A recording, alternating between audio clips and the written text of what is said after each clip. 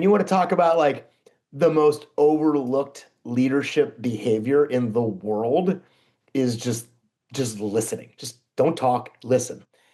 That has proven to be super super valuable, not just at Top Gun, clearly it was, but I still wrestle with it. I'm not an expert on that. I have, I think, a pretty good understanding of it. I still wrestle with it, but I do understand how important that is.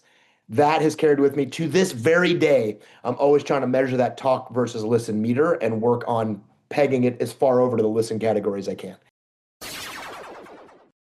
Today's episode sponsor is Aditon, creators of Aditon Operations Kit, the military's go-to software for personnel and equipment accountability. AOK goes where you do, any network, anytime, any place.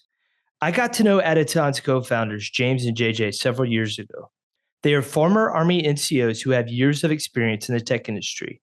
They understand that most military jobs aren't performed behind a computer desk. Personnel and operations are distributed, but accountability of property is paramount to making mission. That's where Logi, AOK's equipment management software, comes into play. Formerly known as 92X, Logi is a next generation of equipment management for the military. Logi offers unrivaled features for military teams on the go. Ingest and digitize your primary and sub-hand receipts.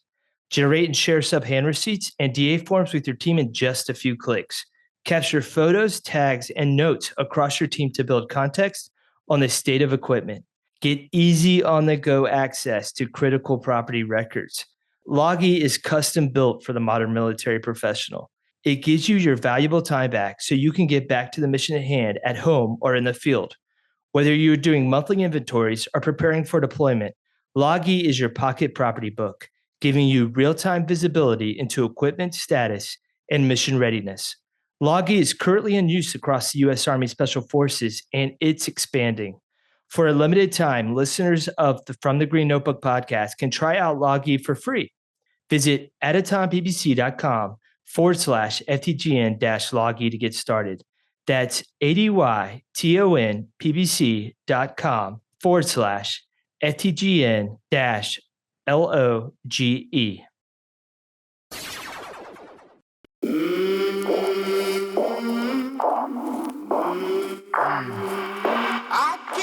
How do I know what I think until I see what I say?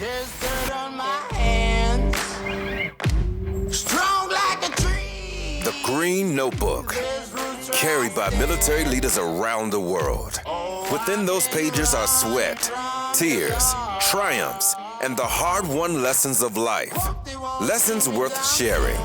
Each week, the team dives into the notebooks of military leaders, business professionals, authors, athletes and coaches, and entertainers to share lessons and help you lead with the best version of yourself.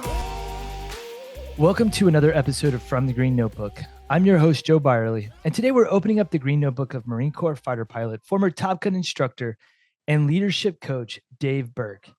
Dave is the author of The Need to Lead, the newest book in the Extreme Ownership series by Jocko Willing. And what sets this book apart is that it's not a victory lap of a distinguished military career. In fact, it's the opposite. Each chapter begins with a vignette from Dave's time in uniform. But instead of highlighting his greatest wins, he focuses on the moments that humbled him. He writes about freezing during ground combat in Ramadi, wrestling with his ego while learning a new aerial platform, and stepping into command of an elite squadron only to have everything upended by a parent's worst nightmare, a life-threatening illness of one of his children. From these experiences, he distills practical leadership lessons, then shows how he's paid them forward by helping companies navigate their own challenges in very different missions, but with the same human problems. In this conversation, we dig into those themes and more. We talk about how ego quietly sabotages leaders and why unchecked ego will love you to death. How chaos and uncertainty shape Dave's approach to decision-making and humility. Why flexibility, not perfection, keeps leaders alive in dynamic environments. And why preparing your team to thrive without you may be the highest form of leadership. Dave also speaks candidly about loss, responsibility, and the burden commanders carry on and off the battlefield. And he offers hard-earned wisdom on transitioning from military service and building a life where your mission still matters.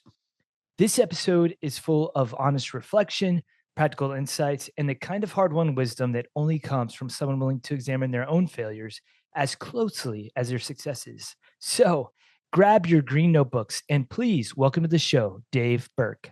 Thanks, Joe. Good to be here, man. This is cool. All right. I want real quick for our listeners. I'd love for you to just, if you could, in 2 minutes or less, you had an amazing career. But if you could just talk about your background, and then I'll do a good job, I promise, on the back end of deep diving pieces of it throughout the interview. All right, 2 minutes or less. Joined the Marine Corps, went to the basic school, got picked up to fly airplanes. So I went to flight school, was lucky enough to end up, after all the flight training, end up flying Hornets on the West Coast.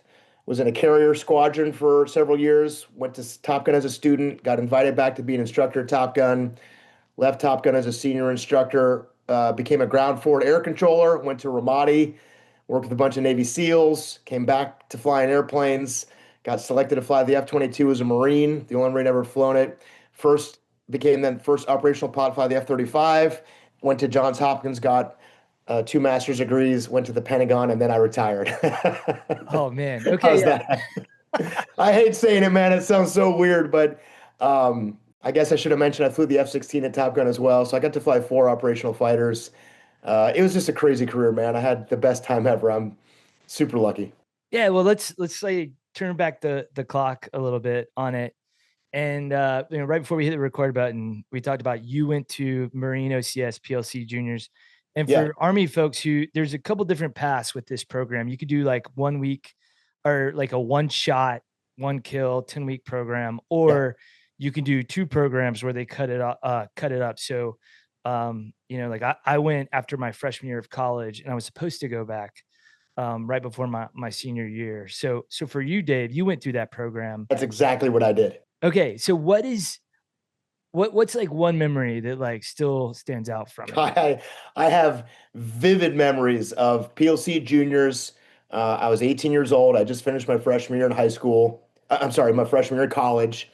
And I get off the bus. You end up in like a Quonset hut, and they kind of line you up. And I 100% walked into that room, saw 75 guys in my platoon lined up, and I'm like, I do not belong here. I was absolutely intimidated, overwhelmed, scared, and all my childhood dream, all the paperwork and all the stuff you apply when you get there, it's like for real. And I just remember looking around thinking that there's absolutely no way I'm going to get to this. There was like college athletes, Division I athletes. There was prior enlisted Marines there. I mean, they were just grown men. I felt like a little kid, and I was super, super intimidated. And I was pretty sure that I was not going to get through. And remember being on my very first run, like 3 days into it, seconds away from quitting, seconds away from falling out of the run, and seeing bigger and stronger and what appear to be faster guys start falling out of these runs and just getting annihilated by the sergeant instructors. And I showed up on very unsure footing when I got there, man. I thought I was going to just get rolled out of there in a heartbeat. I don't know I didn't know what I was doing for the first couple of days. It was very intimidating. When you graduated that first 6-week session, what like your confidence level? Where was Dude, that? I I had, in those 6 weeks, like you said, you do 6 weeks twice, you do 12 weeks total. From day one of OCS to the graduation of PLC juniors, I was a completely different person. In fact, it led to some problems down the road because my confidence turned into arrogance and cockiness. But Dave Berke, day one of OCS, was 100% sure he was unqualified to be there. And not everybody's like that. Some guys go there, they're comfortable, they're confident. Some people are overconfident. I was not going to graduate. There was no way I was going to get through. I don't know how I did.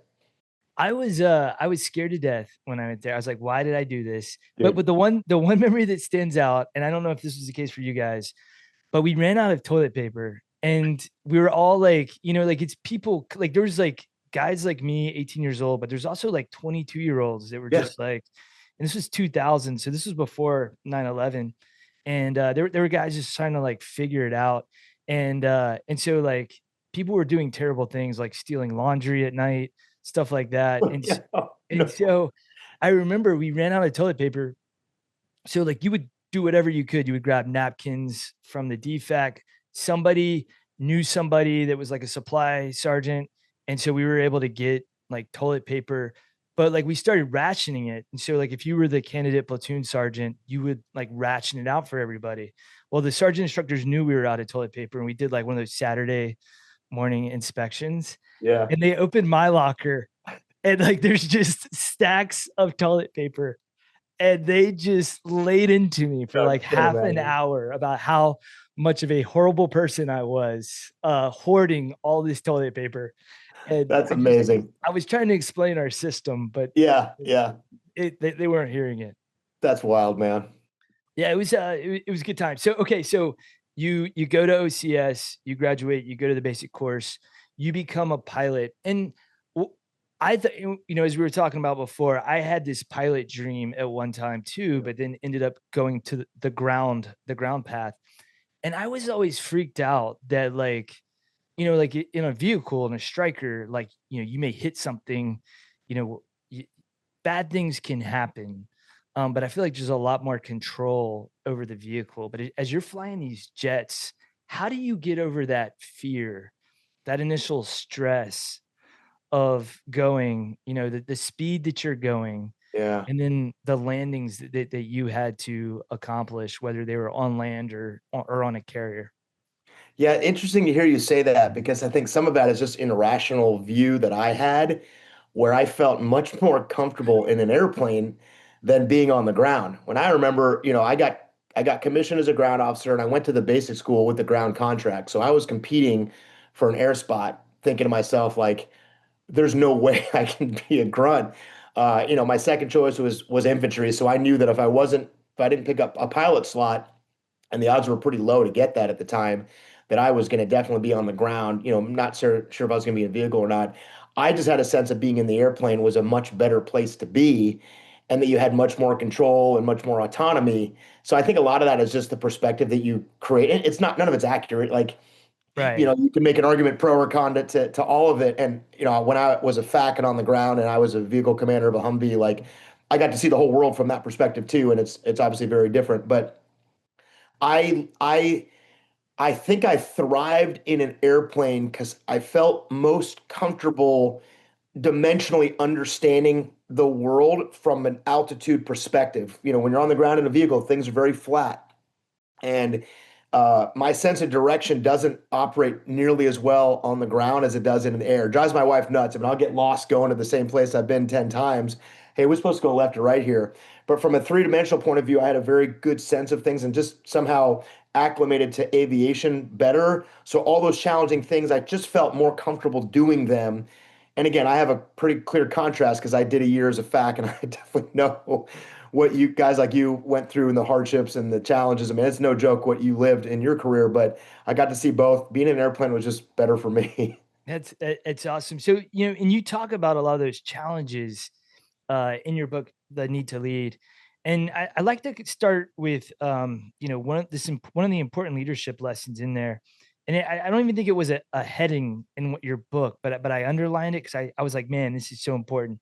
But the importance of leadership, not as a leader, not putting yourself in a zero sum position, like giving yourself options, giving yourself runway, so to speak. Yeah. Do you like where did that lesson come from? Yeah, I think you have this sense of things, especially when you're like in a quote leadership role or you're in charge of something. I think a lot of people play a scenario of like the outcome of how things are supposed to be. And if things don't go the way that you want, then somehow things aren't happening the way they're supposed to. And you and I both know like nothing ever happens the way that you want, man, ever. Um, and I think the idea of like having options or just the concept of flexibility or the concept of understanding there's things you can't control and circumstances that you can't dictate that you have to be open to operate inside of, which means that, hey, if something pulls you in a direction you can't control, don't resist that. Don't push back on that. Just accept that and then operate inside that and be flexible and be open minded. Things are going to work out so much better than if you have in your mind, it's got to go A, B, C, D, E, F, G. And the minute it gets off track, then all of a sudden things fall apart. Man, that's a tough way to live. And you and I know the world is just doesn't work like that, man. I mean, things just happen and you got to be open-minded and flexible to those things and respond to them correctly, or your team's going to suffer, man. That's just how it is. Do you see like a lot in your advisory role with Echelon Front? Do you see a lot of folks just like not giving themselves enough runway, like not thinking through that maybe it's not going to go ABC, Yeah. maybe it goes like G, or maybe it just jumps completely and hits like the numbers, you know? Yeah, yeah, there you go. I think certainly as human beings, and listen, I'm describing myself when I say this, but people like control, which is I understand that, and that's a human nature element. And we should be cognizant of that and responsive to that, and try to give people as much control over their lives as possible. But listen, we don't control everything. Combat in a nutshell is the recognizing of the chaos of combat as being able to operate inside an environment, the fog of war, etc. Areas where you can't control, still being able to function. And I think you got to push back a little bit on human nature with these series of expectations of how things are going to be. It's good to have a framework, it's good to have a sense of things, but the more narrow and rigid we are, the more problems we're going to have. And I do see people really try to control every single element of things. And when you get a little deviation from that, it can be a real challenge. I think the leaders that thrive the most have a sense of how things should be, have an understanding of where they're trying to get, but are very open and flexible and open-minded to the meandering that sometimes goes along with that. You go A, B, C, one, two, three, over to G, and back to seven. Like that's the world, man, and you got to be able to operate inside that. Do you think, the fact that you served in Ramadi and one of like, one of the wildest campaigns that we had during the war, Yeah. or as a Top Gun pilot, where you're, in these dogfights, you think like just getting reps and sets of that, like there's like this, I know every time I've been in a situation where I tried to control it, and like I just remember this feeling of like being overwhelmed. This sucks. This is not going the way I wanted it to Yeah. go. But then like you said, like kind of like after a while, like you start seeing that like, hey, this is just kind of like the way things go, and I need to go with it. But as a leader, Yeah. also I'm trying to think 2 or 3 steps ahead too, to the different paths that we may go, so I can kind of mentally prepare myself. So did Ramadi and being a Top Gun instructor really kind of give you the reps and sets in that? Yeah, Joe, I think the way you said that, people should write that down. Like, that's a perfect narrative of how things are. And Top Gun was a great experience for me, just flying airplanes in general. You get comfortable with a lot of unknown and chaotic and very rapidly changing things. That's the nature of aviation. I will admit, and I certainly wish this weren't the case, but even when I got to Ramadi, that was on a degree that even I, with my experience, still struggled a little bit with. I mean, I got on the ground in Ramadi and I had a sense of like the first day, like, what am I doing here? Like way in over my head. I think what aviation and certainly Top Gun being an instructor prepped me for is I was able to acclimate a little bit more quickly, but I still have vivid memories of some of my first missions in Ramadi, just thinking like I am not cut out for this. And despite having all that experience in the world of aviation, there is a perspective that you have to get comfortable with being on the ground and being so up close and personal. And that chaos is sometimes 5 feet in front of your face. And so there's a difference inside that. I think I had an advantage for being a first time in ground combat with that experience, that I got used to it very quickly. And I settled into the ability to thrive. Thrive might be a strong word. Maybe I didn't thrive, but I certainly survived in Ramadi and got used to it pretty fast because of that experience. But I won't lie, man. Even with all that, when I got there, the first couple of missions, dude, I was in over my head. I felt like I was barely staying afloat. And I look back on some of the things I did. I made some big mistakes early on raids and things like that. Just like I had that feeling of like I made a huge mistake. Because I remember that movie of like, I think it's like Platoon and Charlie Sheen character like volunteers, and he's sitting there writing letters like, I made a huge mistake. Like, what am I doing here? I felt like that for a little bit. Like, dude, I am not cut out for this. It took a little bit of time to get used to it. And like, because you experienced that, like one of the things that I was thinking about in my career, because I kept finding myself in positions where I was like, what the hell am I doing? Like, this is about to suck so bad. Let Yeah. me just get to the other side of it. Yeah. Towards the end, like as a battalion commander, I was way more empathetic. As I saw people navigating their own challenges in their own crucibles, to kind of help coach him through that. Like, hey, you're just getting data right now at a very small level. You're getting feedback to where, like, at some point, as you grow, in the military or wherever, and you're in charge of more people, you'll be ready for, like, you're kind of inoculated sometimes Yeah. in some ways against that harder stuff. Dude, that is such a good point, and I think such a good way to describe it too.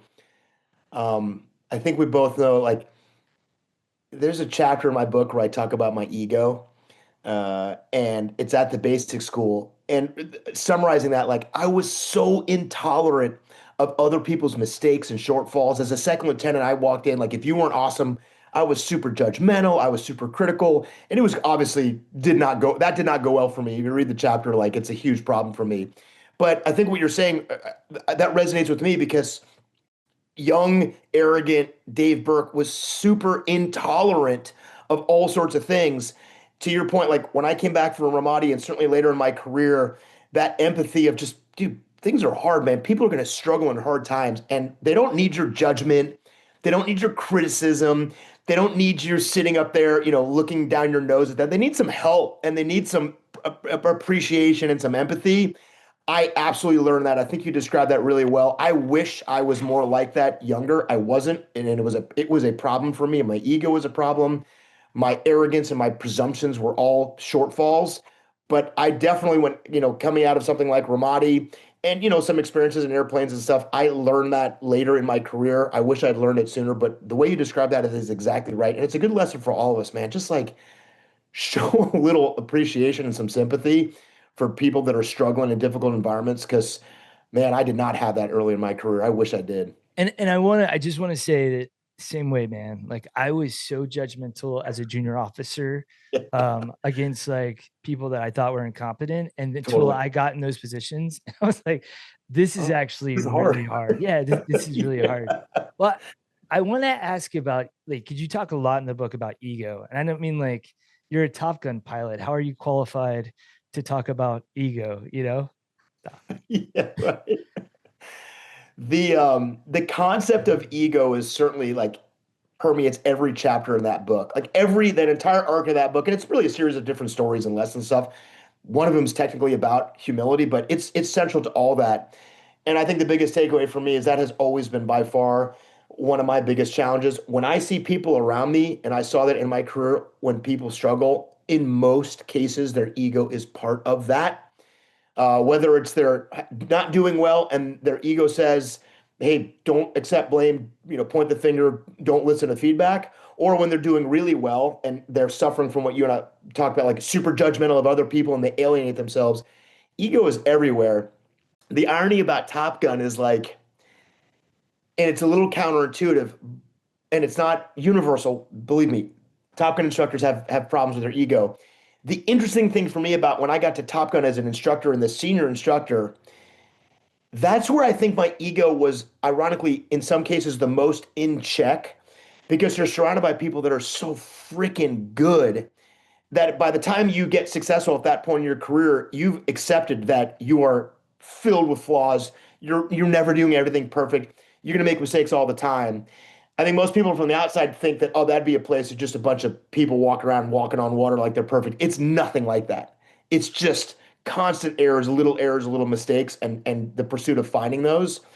So by the time I reached my peak at Top Gun, it'd be arrogant to say that my ego is fully in check, but I was way more humble as a senior instructor at Top Gun than I was at other stages of my career. Because you learn like, ah, dude, you suck. This guy's way better than you. Keep your mouth shut, learn and listen. And that's a place that really beats that into you. I have to admit to you, Dave, like, my experience with Top Gun is Maverick and Goose. Like, Totally, man. that's as far as it goes. So you are officially the first Top Gun pilot instructor that I've ever spoken to. So I apologize for my ignorance. Well, you wrote in the book, and I highlighted this, was your ego loves you, and if you listen to it, it will love you to death. And I thought that was, like, such an important point. And because, like, every, like, crappy decision I made or, like, conflict I had in my professional life, like, if I was to really reflect on it, it was like my ego getting in the way Yeah. of decision making. It was the sound of my ego. And so, I think that's a really great point you bring up, is that you were in this environment that, like, almost taught you to listen. to the sound of your ego and keep that thing in check because it will run wild. Dude, that is so well. I mean, that's so well said. That is perfect, and it's a perfect summation of that quote. Echelon front. We teach this stuff all the time. We say that quote repeatedly. I'm sure it was stolen from Jocko and an original concept of the podcast of your ego's always talking to you. It's always whispering to you, like, "Hey, Joe, dude, it's not your fault," or uh, "Don't admit that you don't know because you're gonna look dumb in front of your troops." Like it's always saying things to you, and it thinks it's trying to help you. It's like, hey, don't take the blame for that. You're going to get in trouble. Or don't take responsibility. They're going to say it's your fault. And so your ego is 24/7 constantly transmitting little things in your voice. And it thinks it's helping. It's like it loves you. It's just telling you what you want to hear. And as soon as you listen to it, man, and do what it says, you sow the seeds of spectacular failure, which is the same thing for me. Is every time I listen to my ego saying, dude, that's not your fault, and I followed that advice, it was a mistake. You got to learn to listen to it and be like, hey, dude, we're not doing what you're saying. We're not going to point the finger. We're not going to get insecure about our lack of knowledge. Like, we're going to ignore what it's saying. We're going to like stop. But if you listen to it and you follow its advice, you're going to fail. It's like I said, it loves you, man. It's telling you want to hear. And if you listen to it, it's going to love you to death because it's going to destroy your relationships and you're going to fail if you listen to it. It's giving you bad advice. Yeah, I can imagine when you were going into Top Gun school as an instructor, because you're the only Marine there, right? Or you're like this. There are three Marine pilots on the staff of like 25. Okay, yeah. So you're going in there, and I would imagine that at first, and you may have been like your maturity level may have been, like No, beyond it. No, okay, got it. nope. So I would imagine that, yeah, in the back of your head, your ego's like, hey, look good in front of these guys. Like, Yeah. don't ask questions. But but I think like that's the thing. Like when you start hearing that, like look good and not learn, like I think like that's where we start getting into trouble. Did you wrestle with that at all? 100%. The insecurity of not knowing an answer, not understanding something, not having memorized some facts, the insecurity of not knowing that ego transmission of you look dumb, they'll realize you don't know, you're a fraud, they're going to discover that you shouldn't be here. The volume of that thing is constantly modulating in your head. You know, Top Gun is a unique place. The knowledge level there is kind of off the charts. And it is because there's nothing else to do there. All you're doing is training and flying and briefing and debriefing. That's all you're doing. So there's no ground job. There's no like other roles and responsibilities. There's no real life tasks that fall into your lap. And so you can dedicate yourself completely and exclusively. So it has this uniqueness to it that doesn't reflect real life in the military, where you have all these other things going Right. on. That said, I never stopped wrestling with that, but I definitely matured a lot as an instructor because when I got there, all those voices were in my head, especially from the beginning, like, okay, I'm an instructor now. I have to know all these things. And when you get there, very quickly you look around, and they don't depict this in the movie very well. But like the seniority arc of the instructors, the most senior guys that have been there on their third year, like they are light years better than you are as a junior instructor. And the good part about that is you're like, oh, I'm not even gonna try to bother pretending like I'm on that level. And so you have an opportunity to get there and just get rid of all that baggage and just like, all right, I'm just here to learn. And if you can do that and just put your ego in check and just, you will learn so much, you will get so much better. What you are as an instructor in your third year compared to your first year is night and day if you allow yourself to admit that you're just an idiot and you're just lucky to be there. You will learn so much. And so I was fortunate to have just enough maturity to figure that out at Top Gun. And I think that's one of the reasons why I did well there as an instructor was my ability to just accept my own stupidity and not resist the ego push of like, don't admit it, don't look dumb, don't look bad, don't look like you don't know. It's going to be an embarrassment for you. I'm like, stop, forget it. I'm just going to dive in head first and just accept who I am. And it helped. It helped a lot. And when exactly did you retire? I retired in 2017. Okay, so 2017. Do you think, because I know there's a lot of folks that are in the process of transition or about to Yeah. transition, and like I think we talked about before, like you didn't go to do, like, you're not still flying, No. you're doing consulting work, with Jocko. And so do you think like that skill of listening is like it paid off in that transition for you? I- I- Huge. I mean, huge. And you want to talk about like the most overlooked leadership behavior in the world is just listening. Just don't talk, listen. That has proven to be super, super valuable, not just at Top Gun. Clearly it was, but I still wrestle with it. I'm not an expert on that. I have, I think, a pretty good understanding of it. I still wrestle with it, but I do understand how important that is. That has carried with me to this very day. I'm always trying to measure that talk versus listen meter and work on pegging it as far over to the listen category as I can. It's massively important, and it was for my transition hugely. And then, and from a leadership standpoint too, like listening, because a lot of times the things that you need to listen for are like the underbelly of the organization, like the stuff that we're doing wrong. And so I think like, for me in command, like that was probably one of the hardest things for me, is because I wanted to walk around thinking like everything was awesome, Yeah. but kind of like my job was to listen, because I, in many instances, I was the one person who could drive change in the opposite direction, Mhm. that we were headed. And I guess that kind of goes back to the runway thing that we were talking about, because like if you're not listening, you will find yourself walking into a position where you have no more options. Like you Yeah. have to act like right now, and your choices are gone. I mean, that's especially true too. Like if in your mind, you're like, everything's awesome around here, there's the best command ever, and then you get some indications that there's a problem, what you should be willing to do is listen and be open-minded to that. But if you've convinced yourself that everything is a certain way, you will reject that reality. You and your ego will be like, nope, that's not a problem. That information is I'm not listening to it. And you'll plug your ears, you'll close your eyes. That doesn't change the reality of it, but you will create a whole new reality in your head. And I'm sure you've seen this. That's how commands and commanders get in huge trouble in their lives is resisting the truth of what's going on. It's like going, oh dang, we have a culture issue down here, or we've got a problem with this team, or this leader isn't doing a good job, or whatever it might be.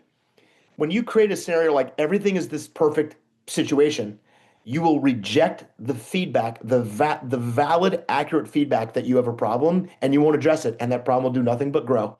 It's kind of crazy when you talk about it in these terms, but that's how we are, man. That our brains, our egos will do unbelievable cartwheels in our head to distort the truth to hear what you want to hear, which is no, everything's cool when it's not. And, like I was just realizing, like, as you're talking, like we're just weaving all through, like we're just weaving all throughout the book. Yeah. Not really following a set path, but you talk about like freak accidents, things that happen. You talk about like the danger of complacency. And I think like complacency and status quo, homeostasis, like those are kind of like our default Yeah. settings, for us as humans. And so it's very easy, as I was reading that chapter, like something terrible happened in my command. And there was this tendency to be like, well, that was just a freak accident. um but like we owe it as leaders to, like, one, own it, and two, to like make sure that in the future something like that doesn't happen again. But again, like I think it goes back to that skill. That's a great example of like listening is just hard, and it's really easy if you're not the guy or girl like sitting in the executive chair, sitting in the command suite, to like say things, like, that's, I won't be like that or whatever. But I think like once you're in the position, it's a totally different game. 100%. And I wrote the book to try to capture all these lessons that I thought were central to good leadership. And every one is a story of my own failure, my own shortcoming, my own mistake, my own grappling with that concept. You just talked about complacency, you talked about listening, you talked about ownership, you talked about change. I mean, each of those, I had to write about those conceptually. And they're in one sense like very independent thoughts, behaviors and actions and mindsets, but they're totally linked together. And there was an intent behind how I did that, and the storytelling of there's a section on complacency about me getting into a dogfight with someone I'm sure I was going to beat and I lose. I'm like, how the hell did this happen? And the answer is I was complacent. And there's a chapter in there about ownership, about a tragic event that happened to me on my deployment, where I had a Marine that was killed, probably the hardest thing I ever had to endure. And the resistance to responsibility of how easy it is to go, well, this is a war. And it was at the time in Ramadi, like it was a war, and there was wounded and killed every single day. And what that allows you to do is dismiss those things to the reality outside your control. And when you do that, you relinquish the ability to make a change. And so I really appreciate hearing you talk about how these are all weaved in together. They're separate, but certainly connected. But they're all core things that we have to think about as leaders, or we're going to fall into the trap of what our tendency is, which is don't change, don't listen, don't take ownership. And when you think and behave like that, man, you are sowing the seeds for failure in the long run, man. It's tough. I'd like to introduce you to our newest partner, Roger Bank, a modern digital military bank built by military members for military members. Whether you're stationed stateside or overseas, Roger is designed to meet the unique needs of our men and women in uniform. I recently opened an account myself, and the process was incredibly smooth. It took less than 10 minutes from start to finish. Now, here's why I'm excited to partner with Roger. They offer high-yield checking and savings accounts, zero account fees, early payday, and automatic savings with Roundup Match. Their military-ready direct deposit form is even auto-populated and signed by the CEO, saving you time and hassle. Plus, you get free global ATM access, real person customer support, and they even offer accounts for service members as young as 17. Funds are FDIC insured through Citizens Bank of Edmond, so you can bank with confidence and peace of mind. Visit roger.bank to learn more. That's ROGER.bank.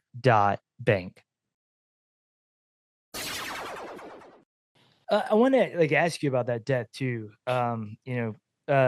You guys lost Chris Leon on that deployment, and you talked about kind of wrestling with that. So where's the line between that extreme ownership piece, especially in the aftermath, and being hey, there's only I guess that's what I'm kind of wrestling with. There's only so much I could have controlled in that one instance.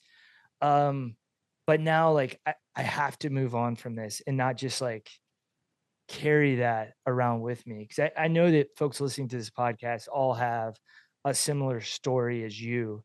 Not all of them, but a lot of them have a similar story as you with the death of Chris Leon. Yeah, well, listen, I always am happy to have a conversation about that because to me, it keeps the memory of someone alive. It's super important to me to be able to do that. And you brought up a really important question I think is necessary for us, certainly those of us that have endured that. And clearly, other people have endured much harder and much more difficult things than me. And I don't want to separate myself from that. Just like you said, a lot of your listeners and watchers are familiar with this, and people go through really hard things both in and out of the military. I think there's a balance inside the concept of ownership, of looking at a circumstance by which someone that you are responsible for in combat is killed. There is a balance in ownership of recognizing it is your responsibility, which it absolutely is, but it's dangerous to overdo the ownership to a place where that becomes debilitating and has a negative attribute. The way ownership is supposed to feel is it's supposed to allow you to recognize what you can do differently in moving forward to try to keep it from happening again, knowing that you can't control everything. And so the lesson from ownership isn't, oh, you just make this other change and all of a sudden everything works out great. And the whole point of that chapter of ownership that I wrote about, because the title is somewhat repetitive to what Jocko and Leif talked about in their first chapter of the book, Extreme Ownership.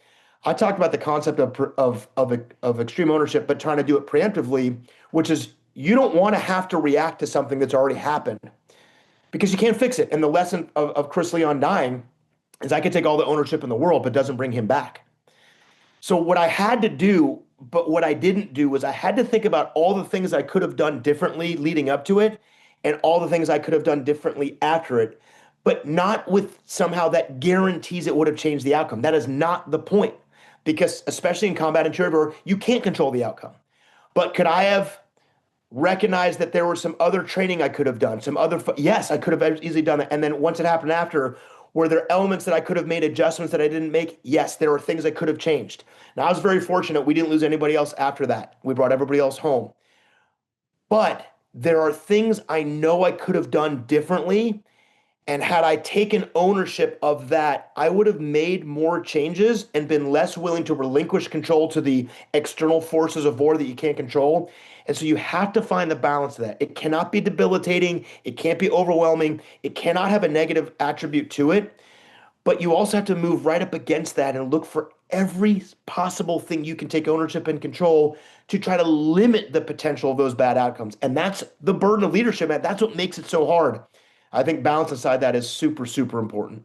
Oh, that was just perfect, man. The way you capture that, this idea of like, it's not to crush you, and say what if, but to squeeze everything you can out of like, the training, the preparation moving forward, so that if something does go south, there is no doubt in your mind that, like, you didn't do everything that you could have done, or I didn't do.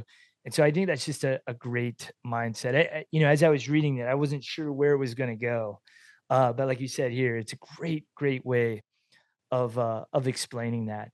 Um, I want to talk about now, like, this idea of preparing for your departure as a leader. Like, the story you told in this book about your family, man. It was like pulling me in. So I was wondering if we could talk a little bit about that on the Yeah. show.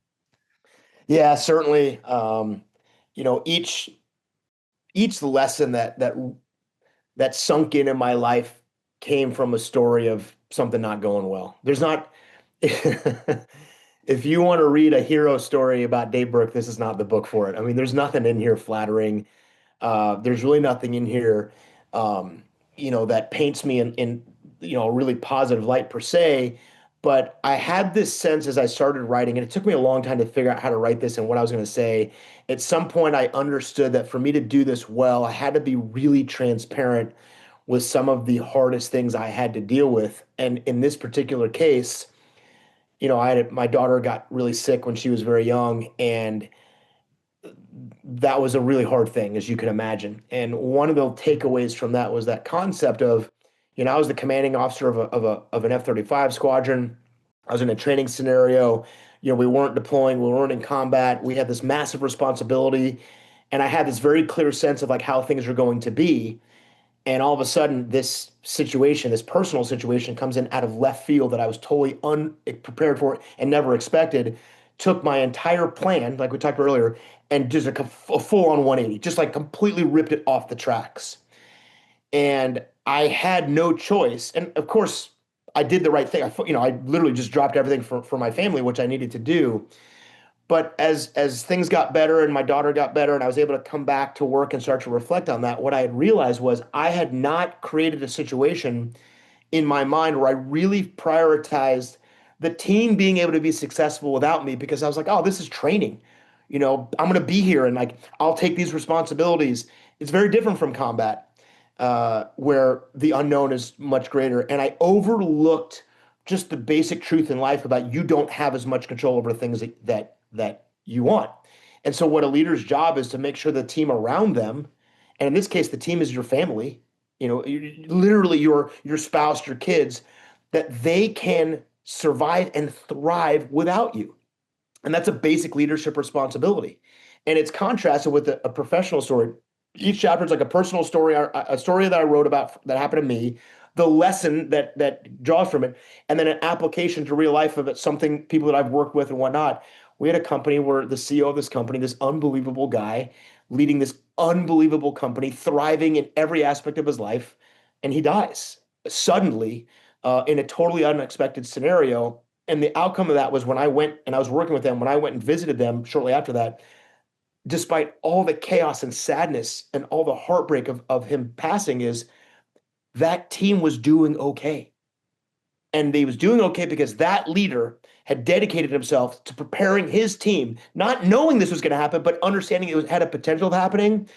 And Jamie Cochran at our company really coined the phrase that good leadership outlasts the leader, which is this concept that if you build leadership into your culture by which you prepare other people to lead, when you're gone, that will sustain itself. And that's a lesson we don't want to learn because we don't want to accept the reality that might happen. And if you don't accept that, it's not just bad that something happens to you, it's that it's going to hurt your team, and you don't want that. So that concept of preparing for departure is something we just naturally resist because we don't want to accept that that's a possibility. But man, if you don't accept that, you are setting your team up to fail, and you have to do that, and it's a hard thing. But it's how I concluded the book. Like, this is your job is to create more leaders. It is not your job to create more followers. That's not what leadership is. So that was a tough story to write, as you can imagine. Yeah. And, but I think it was just, again, it was like so powerful because I think we all like, we're like, oh man, I think we think sometimes that we're like the linchpin Yeah, of the organization. And that's a really important point too, for like when military leaders are transitioning, like as soon as you leave, like the best thing about our military is it closes ranks and just keeps marching forward. Without you. And like I, but it's like something, it's humbling, one. And two, like you only have so much time. I know, you did a 20-year career, I did too. But it's like there's only like a short window that you get to kind of invest in people, and teach them to lead and develop them. And I've seen a lot of leaders when they get in these positions, we were talking earlier in the show about control, and they try to control every aspect of the organization, and every decision has to go through them. that's and terrible, man. and the more control you have, like I've watched it, like people will defer the smallest decisions to the leader because they don't want to let them down, or they don't want to get in trouble. And it turns out that like when that person leaves, like things just like fall Crazy. apart. And so that was like one thing that was like constantly, in the back of my mind, was like, the leader development stuff. But it was like you have to assume risk in that too, because part of that lesson, which this entire book is about, is making mistakes and learning from them, getting that feedback, Yeah. and just getting better, with each iteration, to like what you're doing now, helping leaders across the country, lead the best version of themselves in all these different organizations. It occurs to me you had me start with that 2 minute like bio, and hey, I did all this stuff, and my ego loves that story. I did this and I did that, and I flew this and I flew that, and look at all this. My ego loves those 90 seconds of Dave Berke getting to tell all the cool things. When I left the Marine Corps didn't skip a beat. The Marine Corps didn't bat an eyelash. Like it did. Like the organization didn't even pause. And it's not to say that it's not a sort of like, oh, you're not important, but the organization is so infinitely bigger and more important than you that when, I did 23 years and I left, like the organization is and has to sustain itself without you. And by the way, think about what it would mean if somehow, and it's crazy to think of in the Marine Corps, but in regular companies, if you leave, the team falls apart. What does that say about you as a leader? That's not a good thing to go, dude, I left that place, Joe, and that place freaking fell apart without me. Like, oh, is that a good thing? Like, are you Yeah. proud of the fact that you are so central to every single aspect of it? It couldn't function without you. So your point is spot on, man. And like one thing is to say all these cool things I did in the Marine Corps. The Marine Corps as an institution is infinitely bigger than Dave Berke ever would be. But all organizations should be like that, man. They should be able to survive and thrive without you. And if they can't, you're doing something wrong. You got to think about that. If you're the linchpin for decisions, what happens one day when you don't show up to make those decisions? God forbid something terrible where you're gone permanently or indefinitely or a long time. Forget about one day. Those are the things that as leaders, it's hard to think about because we like the feeling of being super important, being the only one that can do this, the only one that knows this, the only one that's experienced this. That's our ego. Like, yeah, dude, you're awesome. But it's the opposite of what you should be doing. And that's a tough lesson for us and our egos to accept, like, no, man, this isn't about you. It's about the team. Make sure the team can not just get by without you, but thrive without you. And if you really look at it, in the ultimate manifestation of life is, and I've said, like, that's what we're trying to do with our kids. I want to be here till I'm 100 years old, man. I want to, and I hope I am. I hope I age out on the longest normal timeline. But we all know that we don't decide that. We know that. I don't want to be in a position where if something happens to me, the people around me can't survive and thrive in their lives. And you got to think about that stuff way ahead of time. And now, it doesn't have to be debilitating or overwhelming, doesn't have to be a negative thing, but it is the reality that we are trying to create for our teams is you got to prepare for your departure. And if you are the central point of success, you're failing your team. That's a tough thing for our egos to reconcile, man. I have not thought about it until, this conversation, but if I was to go back and look at the 2 years of command, like what was like that highlight moment for you? I had forgotten about this. I journaled about it, but I hadn't looked at it recently. So, um, but I remember it was like 3 or 4 months before my change of command. We were doing a platoon live fire in Germany, with like 2/3 of the squadron, and I had a major Matt Kosha running that with one of the company commanders. And then the rest of the squadron road marched, I forget how many miles from Germany to Poland, like right on the border of Belarus, to do a training exercise with them, with, Major Mike Eads and a bunch of other company commanders. And I I'm doing that, and like I'm trying to like figure out my move back to the US in a couple months in my transition out of the army. And like that those moments in your life, Dave, where like you feel the strings just starting to like fray a little bit. And Yeah. I remember arriving to Poland and like everything was seamless. Like it was better. I think it was better with them running it than like if I would have been in those meetings. And I think like Yeah. that was like everybody was doing the right thing. Everybody was training. People were making stuff happen. And I was like, that's it. Like this is like my culminating point of 2 years. This is exactly, and I didn't think about it. This wasn't like intentional, but this is exactly deep down like where I wanted this organization to be at. And I, it's counterintuitive. Like you would think it's like you in the center, but it was when I was actually like driving on my own between the two countries, and everybody's doing the work and running the organization, that I was like, you know what, this is perfect. This is it. Dude, that's as good as it gets. I mean, that's my chapter. I am I'm Dave Berke. I'm the CEO of the first squadron. The airplane's on probation. We're gonna lose the F-35. I'm the only pilot in the world that's flown the F-35 and F-22. All these things. And I wake up one morning and I literally spent almost a month in a hospital with like zero comms with my team at the most critical time for this airplane and this program under the most scrutiny. When I came back, I looked at the performance of the team in my absence, and it was like my absence didn't even matter. Yeah. They just were like, "Oh yeah, I guess he was gone." Uh, and other than the ego bruise of like, "Oh, I guess I'm not that important. Oh, I guess all these things in my head that I think I'm so central to isn't true." The team completely thrived without me. That's why I wrote about it. It's literally why I wrote that chapter. It's like, oh God, other than the ego bruise of like, I guess you're not that important, Dave Berke. It was a remarkable thing, and it was a lesson learned of like, dude, that's what you want, man. You want your team to completely dominate and not need you. That's what you want.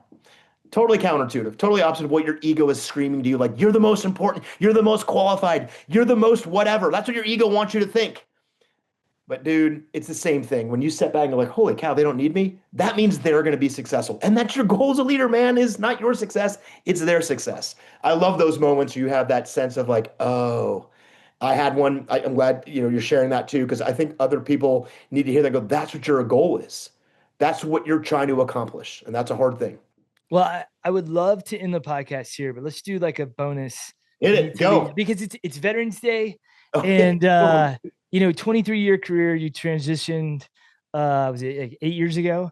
Yeah. For folks that are listening, that again that are going through this process right now, what advice would you have for them? Yeah, the transition can be really hard. Certainly sometimes for like high performing people that have had really successful careers. The transition is hard, can be hard for everybody. The only advice I would offer, I'd say two things. One, don't listen to anybody's advice about what you should do, where you should do it, what industry you should be in, how much you should make. Don't listen to any of that advice. Just be honest with yourself. And if yourself might be your family and your kids, with the people that you care about the most. What is it that you really want to do? And what I mean by that is just be honest with whether you believe in your heart that what you are doing matters. If you can believe in what you are doing, and I don't care what it is, airline pilot, teacher, I do not care. If you believe that what you are doing is important, you will be okay in your transition. Even if it's not as much money as you might want to make, or doesn't have the cool title, or not necessarily where you want. If you believe in what you're doing, you will be okay. And if you don't believe in what you're doing, you will struggle no matter how much money you make, no matter what your title is, no matter where you're doing it. And so I think belief in your mission, belief in what you are doing, belief in the value of the contribution you're making is by far the most important thing. Because I think the hardest part about leaving the military is you don't spend a lot of time wondering if what you're doing matters, because it does. And we know that, and we take that for granted. And then we're like, oh man, I'm going to go make some money and I'm going to go do this. And you have all these ideas in your head. And if you lose the one thing, which was the intrinsic value and belief in your soul that what you are doing matters, if you lose that, I do not care what you're doing or how much money you make, you are going to have a hard time with the transition. And if you have something you believe in, the rest you will navigate, you'll figure it out. But boy, you put one ahead of the other, you will screw things up royally. And I think sometimes when we leave, we think, all right, private sector and money and title and like that's all secondary. Just find belief in what you're doing and you will be okay. That's I wrote about this like I think 2 weeks ago, and it was Stephen Pressfield's book Turning Pro. He has a chapter in there called Two Salaries, and it's this. I think it was like a Marine drill instructor. It's like as a Marine, you get two salaries. One is what you get on your LES each month, and two is like the camaraderie, teamwork, and all that stuff. And so I kind of wrote that out, and I think that it's so good. It now to your point, like there were the job that I'm doing now, people were like, well, why would you want to do that? But you could go do this or this or this. It's that second salary. Like I'm getting up every day. I get to like help take my kids to school. Going back to the family thing, like preparing them. I get to have conversations in the car. I get to, hey, ask my wife, hey, do you want to go on a lunch date today? I get to actually be involved in their lives and not sucked into something completely different.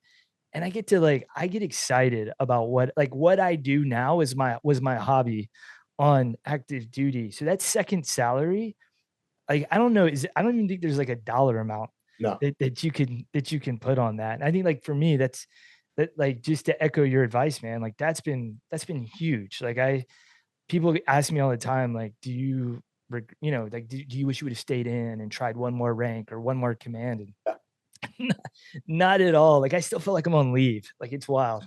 So cool. First of all, Pressfield's awesome. So the fact that it came from him, like that's the coolest thing ever, because we all think that dude's awesome and all his writing and whatnot. But I get asked all the time, do I miss it? And my answer is, and it's not a fabric, I don't miss it. I look back on it fondly. I have the best memories. I reflect back and enjoyed every second of it, but I don't miss it. I certainly don't wish I was back there doing it, because I'm doing something that I believe in every bit as much. And I think that's the transition. That second salary concept is super cool, because it is the unwritten intrinsic value of what you're doing. I think that comes from belief in what you're doing. If you don't believe in it, man, it has no value. And I think, that second salary, that concept comes from the thing that matters the most. And it's hard sometimes when you transition, because you think, oh, I need to be doing this job, making this amount of money, and in this location. And those are so deeply subordinate to the thing that matters the most, because that is the thing that has the most value. So if Pressfield's saying it, it's 100% true, because he's smarter and more articulate than probably you and me combined. But it's exactly right, man. I mean, that's what belief and value and meaning deliver. Man, it's the most important thing in the transition.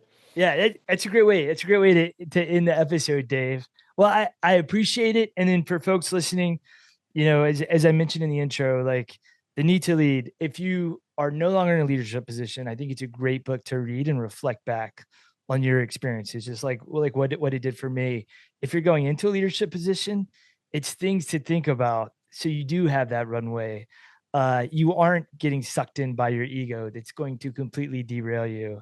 And yeah, there's great things, because not only is it about his military experience, but Dave's experience now in his second phase of life, working with these companies. And so yeah, it's all human problems. So it's a really great book to help prepare you. And it's the third book in the Jocko series, right? Yeah, extreme ownership dichotomy and the need to lead. Awesome, man. How to Well, be a Top Gun reference. So there. yeah. Well, Dave, thank you so much, man, for your time today. It's an awesome way to spend Veterans Day Dude. with a fellow veteran. Dude, this is the coolest thing, man. I appreciate having me on here, but the conversation was a lot of fun. I hope this translates well to the people watching and listening, because to me, this is just this is so cool, man. Awesome. Yeah. Thanks, Dave. Thanks, man. Thank you again for listening to another episode of From the Green Notebook podcast. If you enjoyed the show, please give us 5 stars wherever you listen to podcasts. It helps us gain visibility and the opportunity to help more people on their leadership journey. Also, make sure you check out our website at www.fromthegreennotebook.com. There, you can listen to past episodes, read leadership articles written by military leaders from around the world. You can sign up for our monthly reading list email, where you can learn about new books that are coming out, and our Sunday reflection email that comes out every Sunday morning. Is really short. It's a 2-minute read, but I guarantee you it's going to start your week off on the right foot. Finally, make sure you follow us on Twitter at FTGN Notebook, and you can find us on Instagram and Facebook by searching for From the Green Notebook. Again, thank you so much for coming on this journey with us. I am humbled by the opportunity to learn these lessons alongside you. So please join us next week for another episode of From the Green Notebook, where we're going to help you lead with the best version of yourself. I came from the mud. There's